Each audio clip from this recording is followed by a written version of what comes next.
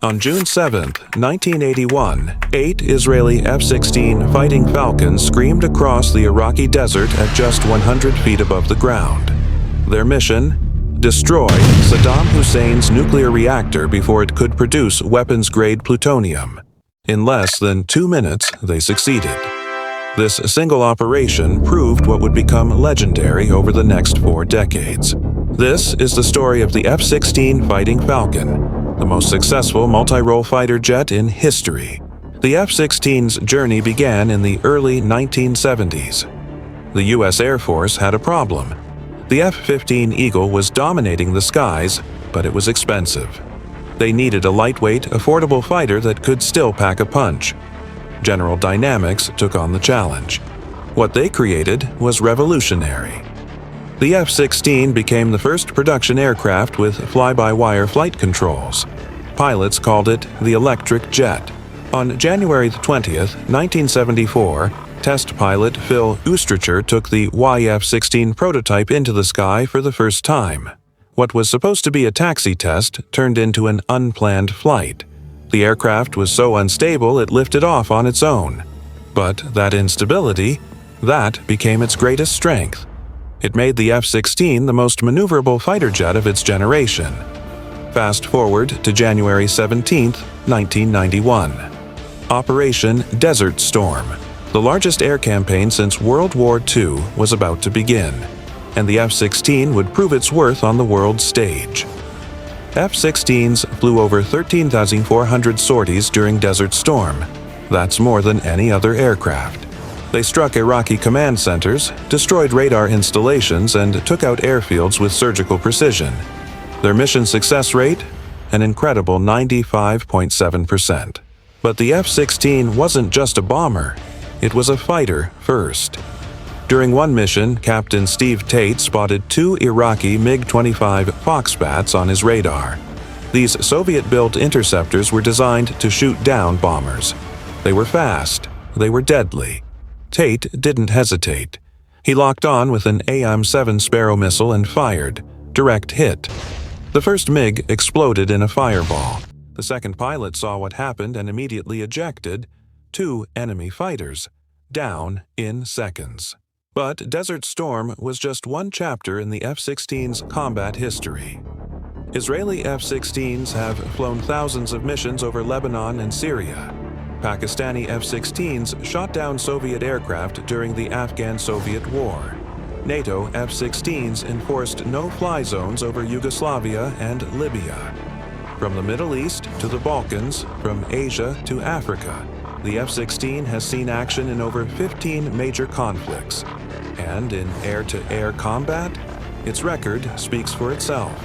The F-16 has achieved an air combat record of 76 confirmed kills with 0 losses in dogfights. That's not a typo. 0 losses. In over 40 years of combat operations, not a single F-16 has been shot down by an enemy fighter in a fair fight. Today, 25 countries operate the F-16. Over 4,600 have been built. It's the most produced Western fighter jet in history.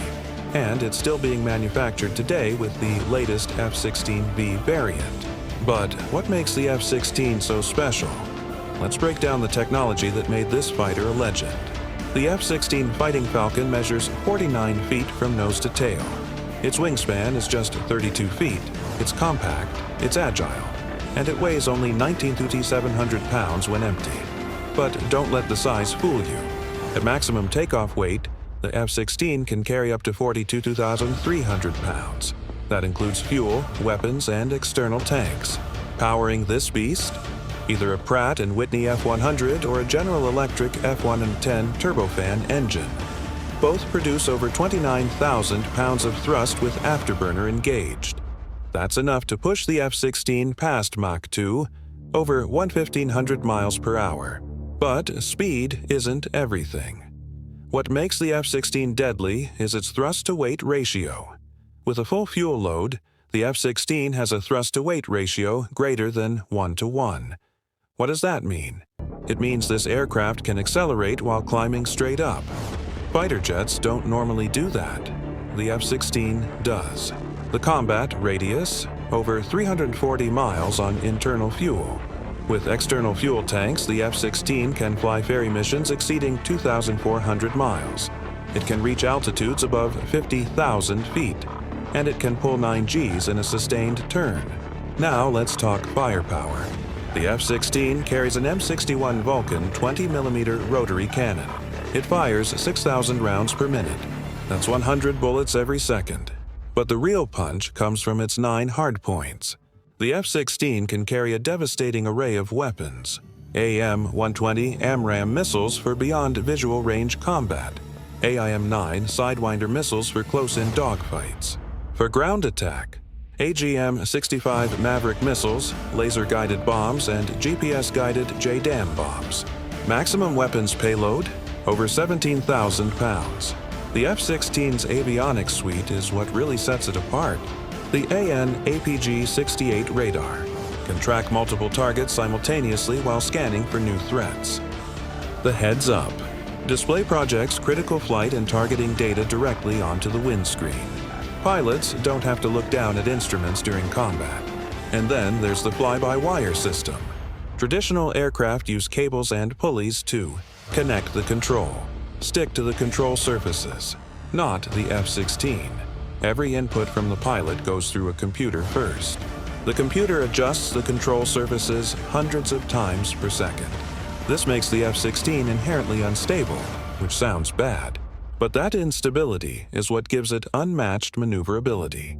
The F-16 can pull tighter turns than almost any fighter in the world. It can point its nose at enemy aircraft faster. And in a dogfight, whoever gets their nose on target first usually wins. How does the F-16 stack up against its rivals? Let's compare it to the Soviet MiG-29 Fulcrum. Both entered service around the same time. Both are lightweight fighters. The MiG-29 is slightly faster at high altitude, but the F-16 has better range, better avionics, and superior weapons. In head-to-head combat, the F-16 holds a decisive advantage, and the combat record proves it. During exercises with friendly nations, F-16s routinely defeat more modern aircraft. NATO pilots flying F-16s have outmaneuvered Russian Su-27 flankers. American F-16 pilots have gone up against F-15s and walked away with simulated kills. The F-16 isn't just good. In the right hands, it's nearly unbeatable. Today, the F-16 serves with 25 countries across 6 continents. The United States operates over 900 F-16s. Turkey has the second largest fleet with over 240 aircraft. Israel, Egypt, Greece, Poland, and South Korea all rely on the Fighting Falcon. Even countries with more modern jets keep their F-16s in service. Why?